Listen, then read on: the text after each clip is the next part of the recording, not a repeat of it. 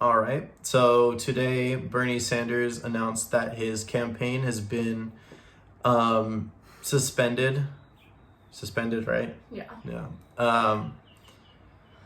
So yeah, it's a tough day. I mean, I've been bracing for it for a while, but it's still tough. It's still really difficult. Yeah. It's tough because I've been bracing for this day too, but I still had that ounce of hope that we would go all the way to the national convention and fight for Bernie. But I also don't blame Bernie or his campaign or his advisors for this decision. I'm honestly kind of done with a lot of progressive people, especially those that have talk shows, putting the heavy blame on Bernie and his advisors and his campaign for this decision. It's not their fault. It's completely the media and the Democratic Party's fault, full stop. So I think that narrative of it being Bernie's fault needs to stop. It's hard, but don't put the blame on him. It's not his fault. There's a lot of people saying like there were mistakes and there were issues with the campaign. Do you think that sort of criticism is all right in a way? Yeah, but I feel that a lot of people are giving the weight of that criticism the same weight as the media and Democratic Party, if that makes sense. But I feel that it's more of a burden on the media and the Democratic Party because they have so much influence. Therefore, putting Bernie in such a disadvantage. Yeah. Which is why we're in the situation we're in. Well, I think it's also, you told me this earlier, it's like they say that Bernie made mistakes, Bernie did something wrong, but that sort of, in a way, he had so much going against him. It's the same tactic they use when they say that working people are doing something wrong. Working people did this wrong, and thus this is why they don't have the rights that they deserve to have. Exactly. It's not recognizing the weight of the disadvantage he's in. Yeah. Yeah, and exactly. That goes against what we and the Bernie movement talk about is we have to recognize the significance of the disadvantage that some people are in, including Bernie, with him having everything against him. Yeah. The media being biased against him, smearing him relentlessly, propping up Biden, who is incompetent and a rapist. I mean, it's you can't give the faults of the campaign the same weight as the smears and relentless behavior of the Democratic Party and the media, in my opinion. Yeah. Go ahead. I think we have to also focus on how we're going to move forward from this as well. Are we going to, because I remember in 2016, there were a lot of people that I respected who on social media talked about Hillary Clinton for a year or two after the general had happened. And I don't think relentlessly talking smack about a candidate, I think we should do it now in the general and bring light to it, but I think relentlessly talking about it afterwards isn't going to bring about any sort of change that you want or that we want. This is why with the Far Left show, at least, we both want to continuously be interviewing progressive people and getting their names out there. We just interviewed Shahid Buttar and we interviewed Jen Perlman, and I think these are two people who will continue the progressive voice on for years to come. And I think we have a lot of people, and we talked about this, a lot of people that can continue to carry this legacy on. I mean, they were here before Bernie, but Bernie definitely brought this to light. And I think we were talking about AOC, Rashida Tlaib, Ilhan Omar. Nina Turner, Ilhan Omar. Yeah, a lot of different people that can carry this forward that are just as credentialed and just as powerful and charismatic as Bernie Sanders is. So as much as we are sad and we want him to be president, and we need him to be president in this moment. If we can carry this movement on in so many people, including yourselves. And I think it's very important to know that you have power and that you have a voice amongst your community, amongst people that you know. You can always, besides posting on Twitter or Facebook or whatever like that, you have YouTube. You can talk to people. I know people like Shahid are super easy to reach out to. If you want to even talk to us, we can have that conversation. Even if it comes to just like check-ins, I guess. If you need us to check in on you, we can do that. Because I know for a lot of people, it's going to be hard. It's going to be hard to get through this. And the general is hard to watch. The debates are going to be incredibly hard to watch. So, yeah, it's a rough time, but we will get through this. And the progressive movement is always getting stronger, and it's always getting more people. And I think the idea that the DNC thinks it can force Bernie out, that it can coalesce behind Biden, that it can have a virtual DNC, that it can force people to vote during a pandemic, risking lives. The fact that they're doing this now shows how desperate they are. Yes, they are in power, but every single election, it becomes clearer and clearer how they're abusing this power, how they're corrupt, and how they're not allowing working people to have a say in the party. And I think, and a very important thing that we need to think about is, are we going to create a third party? How are we going to protest? Are we going to strike? Are we going to work for these people still? Because the elite is controlling this whole system. We need to figure out what we're doing. And it's not all on the savior Bernie Sanders to decide this. There's a lot of people that are constantly saying Bernie needs to tell people to riot, or Bernie needs to tell people to strike. Bernie, he's a senator. It is not a lot that he can do, because he wants to also be in a position where he can change things. And if he's constantly talking like that, he's not going to be a senator anymore, So it's on us, and that's not scary. That's a good thing that it's on us. Yeah, I think it's time to create a third party because the Democratic Party does not stand for us, for working class people. I'm seeing a lot of people saying now it's the time to vote for Biden. I will not be voting for Biden. I will not be voting for Trump. I will either be voting third party or I won't vote at all. Because Biden and Trump are the same. They're the same. They both do not want a Green New Deal. They both are not going to pass Medicare for all. So therefore, we're going to continue having these people become bankrupt and die because of their medical conditions. We're going to continue having climate change run rampant. We're going to continue having people live on the streets because they can't afford a house. We're going to continue having people not go to college because they can't afford it. They're the same. So if you would like to have a conversation with me further about why I feel that way, I'd be happy to. But voting for Biden isn't a form of resistance. It's not gonna create the change that we, the working people, want. We need to create a third party. I really feel like it's time for that now. Mm-hmm. And I think it goes without saying that it's going to take a lot for the U.S. to change.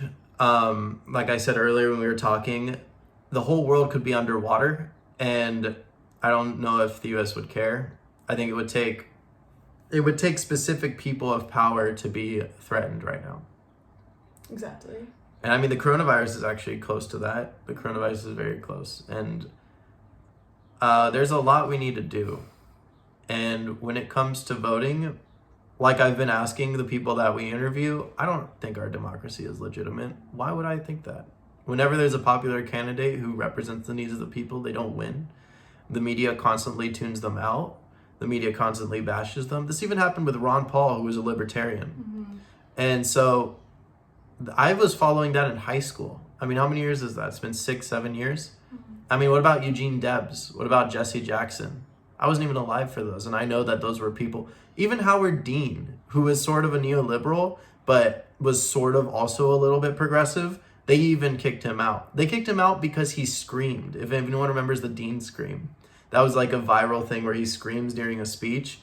And then they were like, oh, he's not presidential. And they basically discredited him for that. Dude, everything that Joe Biden has said and done is absolutely, it shows his cognitive decline, his moral decline. It shows that he's not in the times. He basically is living as if record players are still a commonality in households.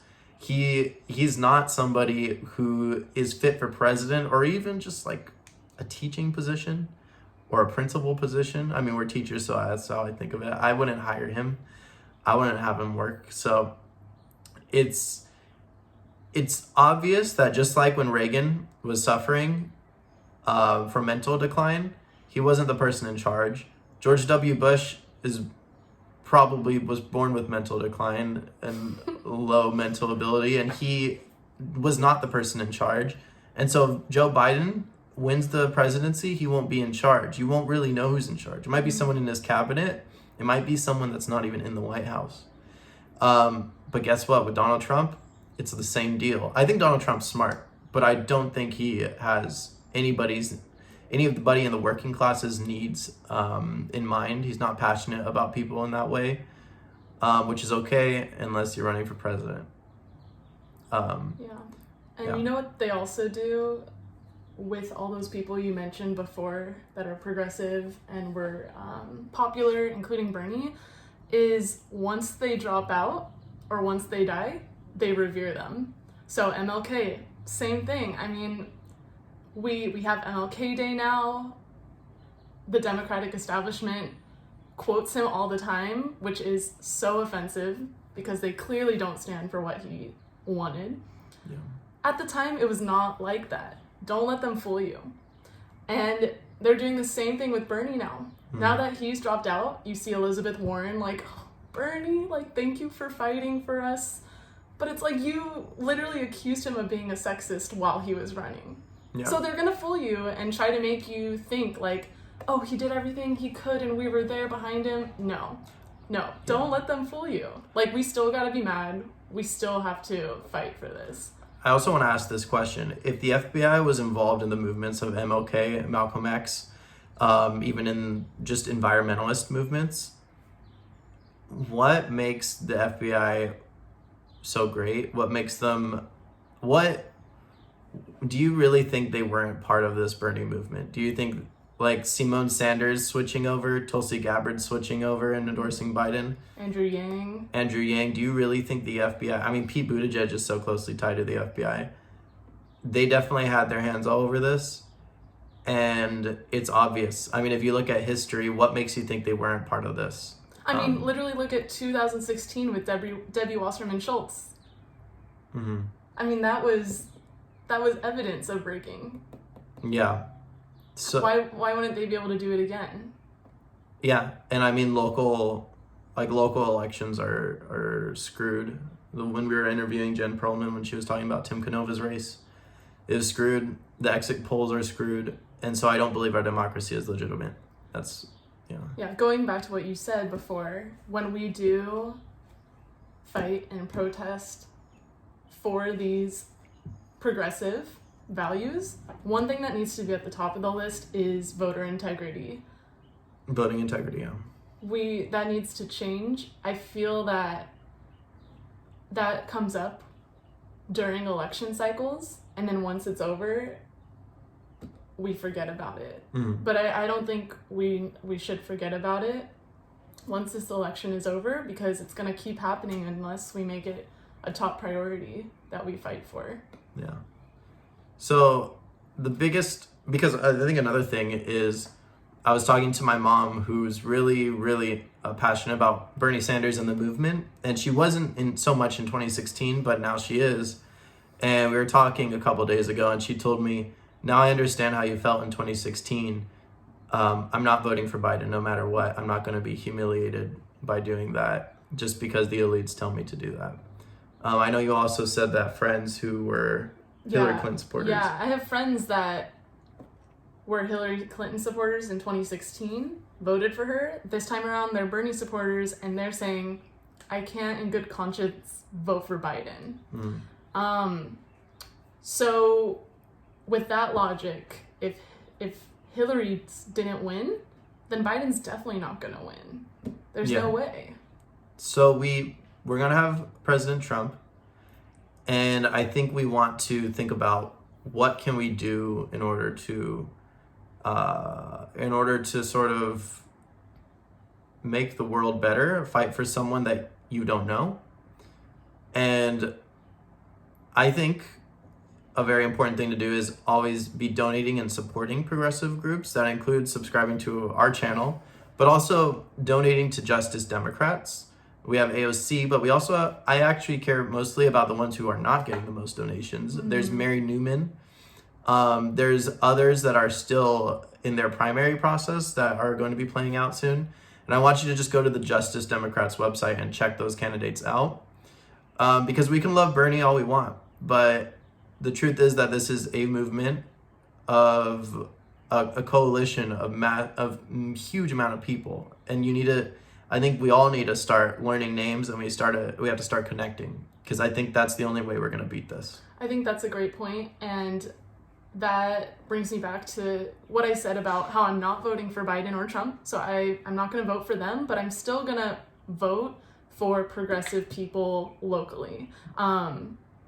Even if you feel really defeated by this, like I am with the presidential election, remember there's other elections going on, other general elections going on for seats in Congress.